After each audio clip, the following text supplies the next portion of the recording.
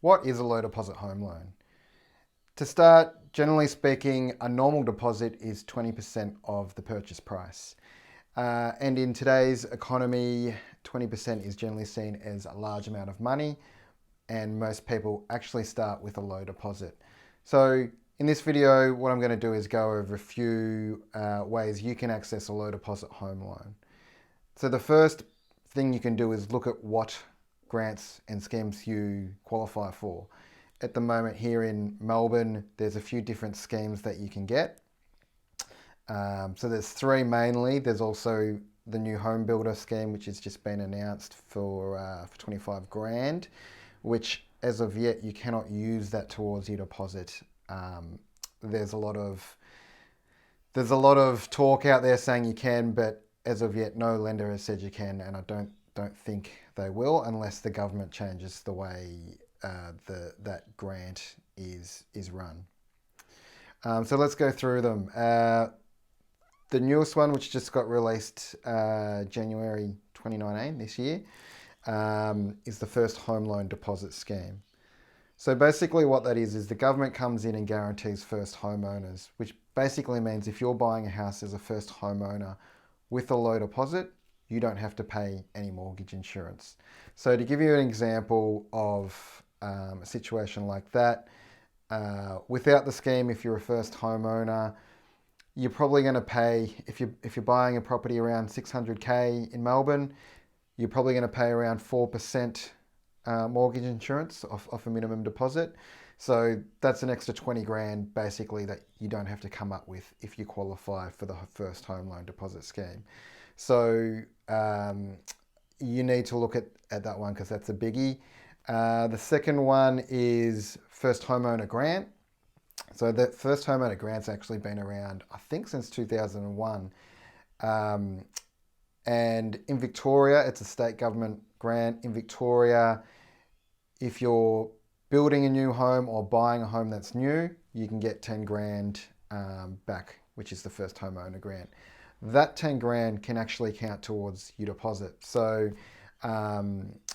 if the minimum you need is 5% up front, then technically, let's say you're building a house and land out in the southeast of Victoria, of Melbourne, I should say, and it's going to cost you 600 grand. Your minimum you're going to need in normal circumstances, if you qualify for the other schemes, is 5%, so 30 grand.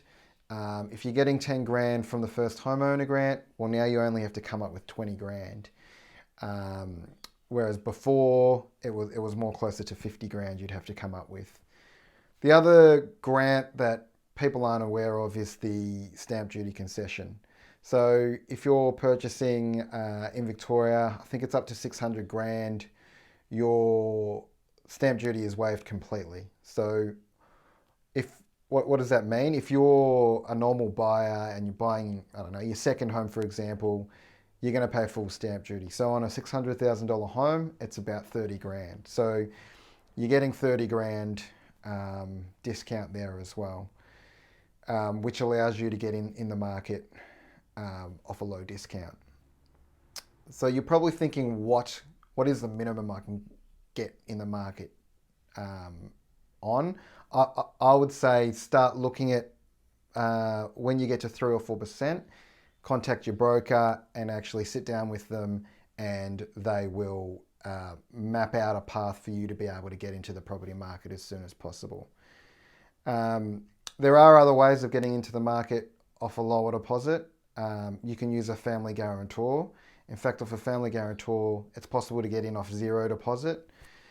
What a family guarantor is a family member of yours owns a house and they're happy to put that up as security against your loan.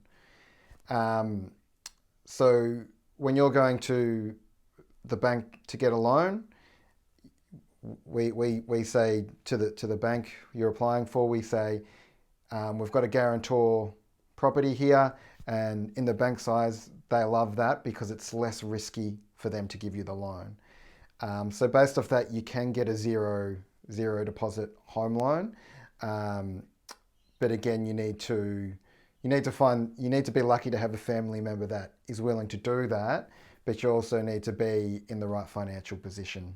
But technically, you can get in off 0% with a family guarantor home loan. The other way some people try and do it, and we generally don't recommend to do it this way, is to, some people get a personal loan. So some people will ring me up and go, oh yeah, I've got a 5% deposit. And then I'll go through their statements and their credit files and stuff like that. And it's evident that they've used the personal loan as their deposit. Banks don't like that.